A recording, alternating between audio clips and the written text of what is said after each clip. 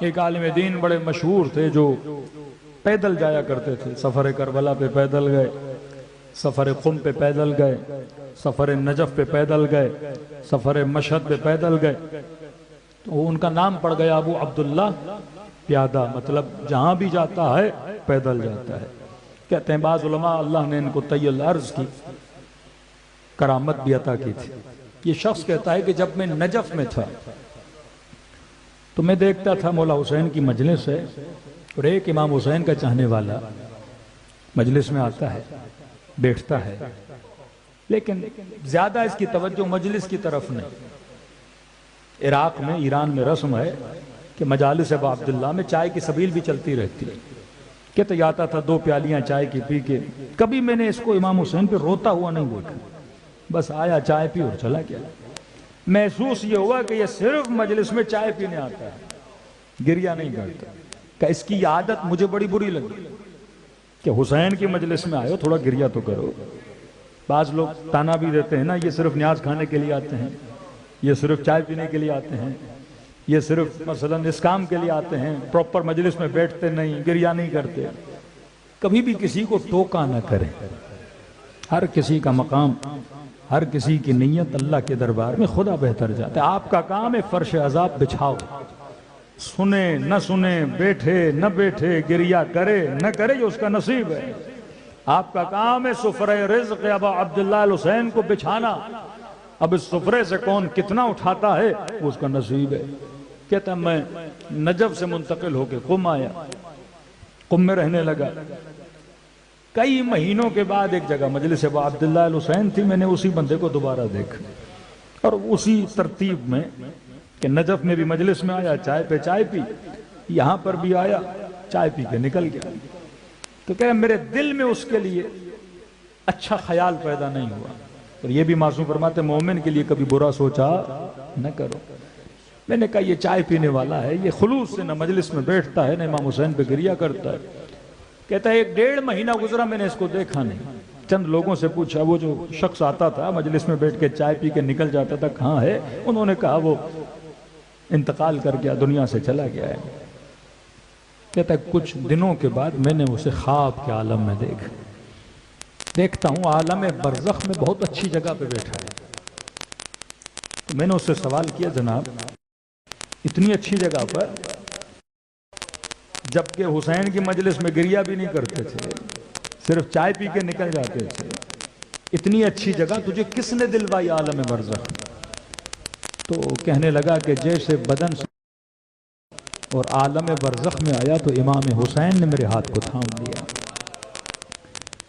اور یہ اچھی جگہ جو دیکھ رہے ہو ابو عبداللہ الحسین نے مجھے یہاں آیا، اور مجھے کہا مومن چائے پیتے تھے، اس نے کہا مومن مجھے چائے کا تانا نہ دو، چائے تو پورے شہر میں ملتی تھی لیکن میں صرف حسین کی چائے پینے کے لیے آتا تھا، میں صرف سبیل حسین، یعنی یہ نیت بھی بندہ کر کے آئے کہ میں وہ پانی جا کر پیوں گا جو منسوب کس سے ہے؟ ابا عبداللہ الحسین سے۔ میں وہ سبیل جا کے پیوں گا جو کس سے منسوب ہے؟ ابا عبداللہ الحسین سے منسوب ہے۔ اس کا اجر بھی امام حسین انسان کو کیا کرتے ہیں؟ ادا کرتے ہیں۔ وہ قدم جو گھروں سے نکلے اور فرش عزا تک آئے، ان قدموں کا بھی حساب ہے۔ میں شیعہ تو شیعہ اہل سنت کی بات کر رہا ہوں۔ ایک خاتون کہتی ہے میں نے نظر کی، نظر ابو الفضل العباس، کہ جب میری حاجت قبول ہو جائے گی میں ایک بکرا نذرانہ کروں گی۔ کہتی حاجت قبول ہوئی، میں نے بکرا لیا اور غازی عباس کے حرم کی طرف روانہ ہوئی۔ رات میں چیک پوسٹ پولیس نے چیکنگ کی اور کہا کہ بکرا کس کے لیے ہے؟ میں نے کہا کہ نظر کی تھی۔ کہا وہ شخص سنی تھا، اس نے میرا مذاق اڑایا، متعصب تھا، کہا کہ ان خرافات سے باہر نکلو اور بکرا مجھ سے چھین لیا۔ کہا زیارت پہ جانا ہے جاؤ، کیا ہے کہ بکرے حضرت عباس کے لیے لے کے جا رہی ہے؟ کہتے میں حرم پہنچی، میں نے شکایت کی حضرت عباس، میں نے کہا مولا حاجت قبول ہوئی، میں نے اپنا وعدہ پورا کیا، لیکن اس بدبخت نے بکرا مجھ سے چھین لیا۔ میں نے اپنا وعدہ پورا کیا لیکن مولا اس نے مجھے دکھ بڑا دیا ہے، میرا مذاق بڑا اڑایا ہے، میں معاف نہیں کروں گی اسے، اور آپ میرا بدلہ اس سے ضرور لیں گے۔ یہ خاتون کہتی اسی رات میں نے خواب میں ابو الفضل عباس کو دیکھا.